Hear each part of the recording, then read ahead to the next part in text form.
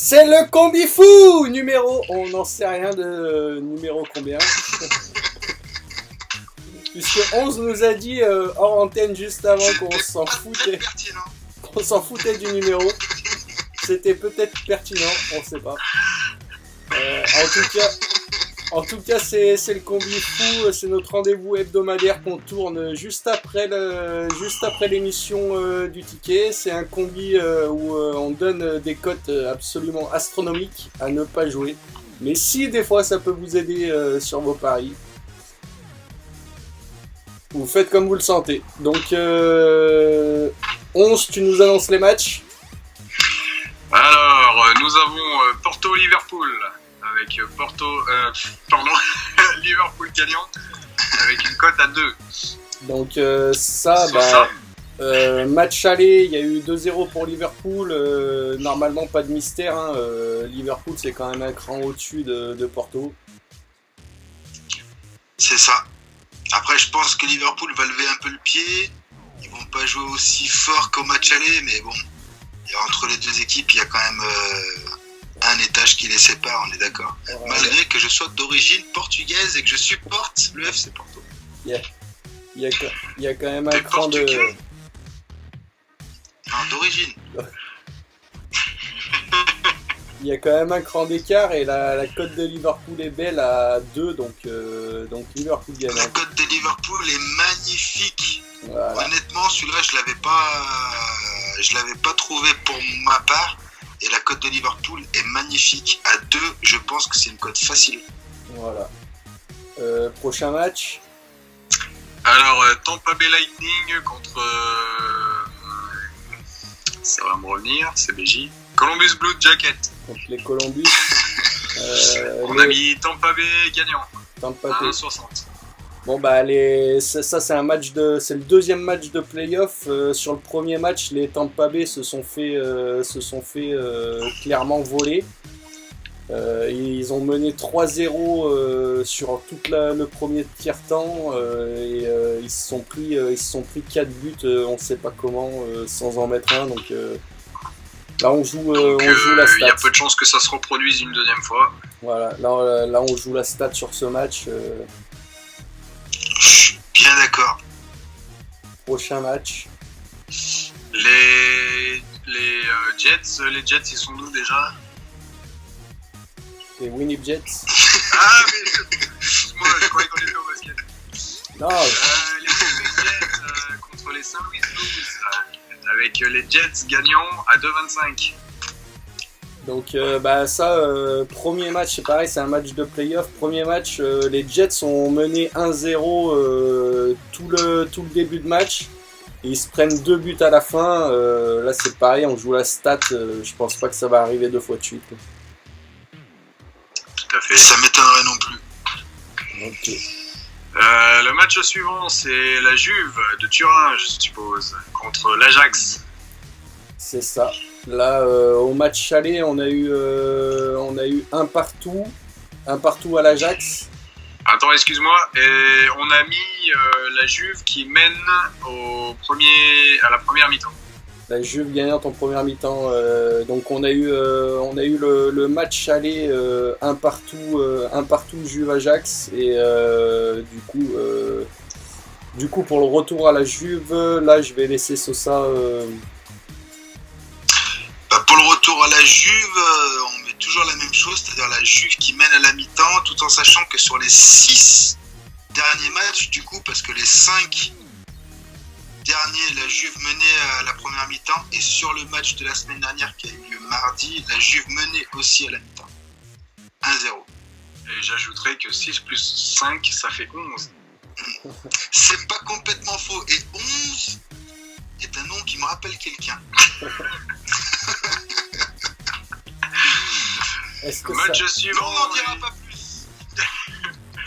Match suivant, les Philadelphia 76ers contre les Nets. On a mis les Nets gagnants à 3,96. Bon bah là c'est le premier match de play-off. Là c'est moi qui l'ai choisi parce que Philadelphie, les derniers résultats de Philly, franchement c'est dégueulasse, hein, pour employer le mot. Ils sont sur 4 défaites d'affilée. Leur dernier match, bon ils ont gagné, mais bon c'était contre les Bulls. Sinon en ce moment la forme n'est pas du tout au rendez-vous. Le dernier. Si, le dernier. Ouais, si, le dernier match de. Ah, pardon. Le dernier match de Philadelphie, ils ont gagné contre les Bulls, mais bon, bah ça reste les Bulls. Et par contre, ils étaient sur 4 défaites d'affilée. Alors que Brooklyn, cette année, c'est très costaud. Donc, on joue la cote, tout simplement. On joue la cote gagnante. On joue la cote gagnante, tout simplement. Suivant, c'est du tennis. Thompson contre Galan. On a mis Thompson gagnant à 1,68. Sosa va nous donner son expertise parce qu'elle était très bonne hors antenne. Hors antenne, t'as vu, je commence à utiliser des mots de. Se joue aux États-Unis. Thompson, c'est un Américain. Galan, il a sorti un Américain au tour d'avant. Après, comme on en a discuté il y a 5 minutes, Thompson, dans la logique, il est au-dessus. Niveau classement mondial, il est au-dessus. Donc, normalement, Thompson devrait faire la différence. Après, à se méfier quand même, parce que Galan, il a sorti un costaud au tour d'avant. Mais ce pari me paraît plutôt plus que plausible. Ok. Match suivant. Alors les Boston Red Sox au baseball contre les Baltimore Orioles. On a mis les Baltimore Orioles gagnants avec une cote à 2,70 et là je crois que je vais expliquer pourquoi. Exactement, parce que les Baltimore Orioles à l'extérieur ils sont très très forts. Et les Baltimore Orioles, ils ont pété les Sox 4 fois sur les 5 derniers matchs. Donc là pour le coup c'est grosse confiance. Et maison extérieure 4 fois sur les 5 derniers matchs, dont combien de fois à l'extérieur? Oui, très bien sur ça. 3 fois à l'extérieur. Une fois chez eux. 3 fois à l'extérieur, donc c'est juste énorme. Ah non, mais à l'extérieur, ils sont très très bons. Donc là, j'y crois. J'achète. J'achète aussi. Cote à 2,70, je crois que je l'ai déjà dit. Et la suite, c'est football, hein, il me semble. Bilbao contre Rayo. C'est ça. Notre ami d'origine portugaise qui aime bien les pays hispaniques. Sosa va nous donner son... Et comme je disais, hein, Bilbao, ça joue les places qualificatives pour la Coupe d'Europe et le Rayo Vallecano, eux, jouent plus le maintien. Comme chaque année, hein, l'Athletic Bilbao finira automatiquement entre le 1 et entre la première place et la 8e place, tandis que le Rayo Vallecano, je pense que cette année pourrait bien descendre en Ligue 2. Donc, une belle victoire de l'Athletic Bilbao et une qualification pour les places européennes. 1,60. Et le match suivant, Glasgow-Aberdeen. On a mis le plus de 2,5 à 1,72. C'est ça, alors celui-ci il y a eu un peu plus de débat, c'est moi qui l'ai choisi. Celtic Glasgow, leader du championnat écossais. Aberdeen, c'est une grosse écurie écossaise aussi. Après, entre les deux équipes niveau confrontation, il n'y a pas beaucoup de buts. 1-0, 1-0, 1-0, 1-0 et 4-3 il me semble.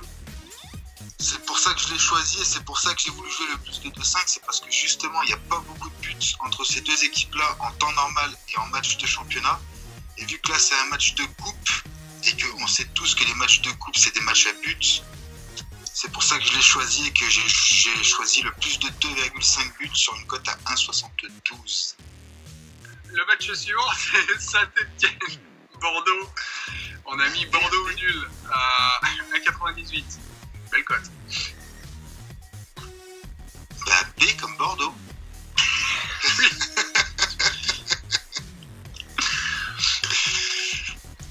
Ouais, Vous voulez que je commente celui-ci peut-être, non? ah bah oui, parce que là c'est ton match encore. Hein. Bon, alors... Tu nous l'as vendu celui-là, tu nous l'as vendu, donc commente-le. J'ai pris ce match-là aussi, Bordeaux ou match nul, parce que Saint-Etienne est sur une bonne dynamique, ils sont 4e, eux sont qualifiés en place européenne, et pas Bordeaux. Mais vu que Bordeaux c'est une équipe hein, qui est capable de faire des résultats contre Marseille, contre les gros, contre Lyon, contre pas mal de grosses équipes, pourquoi pas face à Saint-Etienne. Et je pense que le Bordeaux ou nul à 1,98 est plus que faisable, surtout contre Saint-Etienne, parce que Saint-Etienne c'est pas non plus une grosse équipe qui joue les 3 premières places du championnat français. 1,98, magnifique, B ou P. Et dernier match, Monaco-Reims. On a mis, je crois, le plus que ça pourrait. Ça y est, il est bourré. Ça y est, il est bourré. On l'a perdu. Il est malade, un Non, petit je jaune plaisante, et il est c'était bourré. la goulette du jour. Il en fallait une pour l'émission. On a mis Monaco gagnant à 1,88. Bon bah là, Monaco ils sortent d'un match nul contre Guingamp. Ils jouent le retour en milieu de tableau. On joue la cote. Hein. Pas grand chose d'autre à dire. Si, il y a un détail très important à ajouter. Finalement, c'est la cote totale. Oui, oui, non, mais je veux dire, sur ce match-là, rien d'autre à dire, mais du coup, ça nous fait une cote totale à combien? Attention, asseyez-vous, chers amis auditeurs. Je crois qu'on est tous assis. Restez bien assis au fond de vos sièges, tenez-vous, prenez un verre d'eau. À mon avis, il n'y a personne qui regarde YouTube debout, mais bon. Ça peut arriver, si, moi ça m'arrive. Ah. Quand je cuisine, des fois. Attention, 2649. Et après la virgule, on a un 73. Voilà. Ça ne C'est passera. mignon. Ça ne passera jamais. Non, je déconne. Si, ça passe. Attends, on a confiance. Non, là, moi, je suis très confiant, hein, parce que si on revient sur le combi fou de la semaine dernière, on n'était pas loin. Moi, j'ai l'impression que plus on a confiance, moins il y en a. Mais bon, après, c'est le jeu, c'est le sport. C'est possible. Mais le combi fou de la semaine dernière, on était à combien 4 sur... Pour l'instant, on est à 50-50. On attend Nantes-Lyon. Ah, on attend le résultat de Lyon. Pour l'instant, on est à 4 Est-ce sur 8. Est-ce que quelqu'un aurait des infos sur Nantes-Lyon? Je peux regarder. À partout, toujours. Toujours. Ah, partout? À combien? Toujours. À combien? Combien de temps? Ah, 82e minute. Wow, c'est la merde. Ah, ça va y aller. Ouais. Doucement, mais ça va y aller. Ça va y... Ah bah si on a 10 minutes d'arrêt de jeu comme sur le match de cet après-midi Dijon-Amiens. 2-1 pour Nantes. C'est fait à l'instant. Oh punaise. Ça ne va pas y aller. Tout doucement, ça ne va pas y aller. Bon bah. La dépression en live. Donc c'est un 4 sur 9. C'est un 4 sur 9. Encore que bon, c'est pas fini. Okay. Non. C'est pas Avec fini. des matchs de 100 minutes, ce n'est pas fini. S'il y a 35 minutes d'arrêt de jeu, ça serait pas mal. Allez hop, on poursuit. Allez, et On a fini. on a fini, hein, on a tout donné. Une cote de 2600. 2649. 2649. 73, donc ça nous fait une cote de quasi, si on arrondit, 2650. Voilà. On se souhaite bonne chance, on embrasse la mascotte.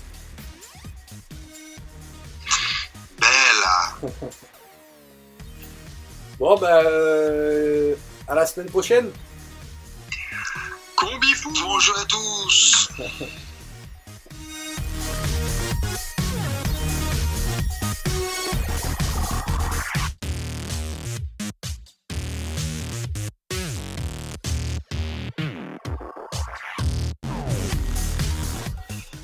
Est-ce que je suis Bon, cadré? si la cote à 2649 elle passe, zinzin, tu achètes des nouveaux yeux.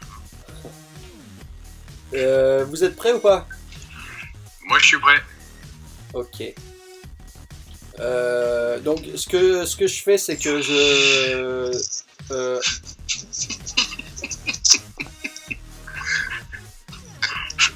il est bourré. Ce que tu fais, c'est que tu prépares tes phrases avant et tu évites les deux. Non. Ce que je fais, c'est que 11, tu vas nous annoncer les matchs et on débriefe vite fait sur chaque match de pourquoi on l'a choisi. Mais vite fait, hein. Yes. Ça marche? Je m'en souviens plus pourquoi déjà. Non mais ça va, je rigole, ça va, on y va, allez, on est chaud là. Merde, putain, c'est le combi fou numéro combien là? Non mais Zaza, tu t'en bats les clinches des numéros en fait, tu annonces à chaque fois le numéro. Non, je trouve pas que ce soit spécialement pertinent en fait. Bon bah allez, c'est parti. On est prêt? C'est parti.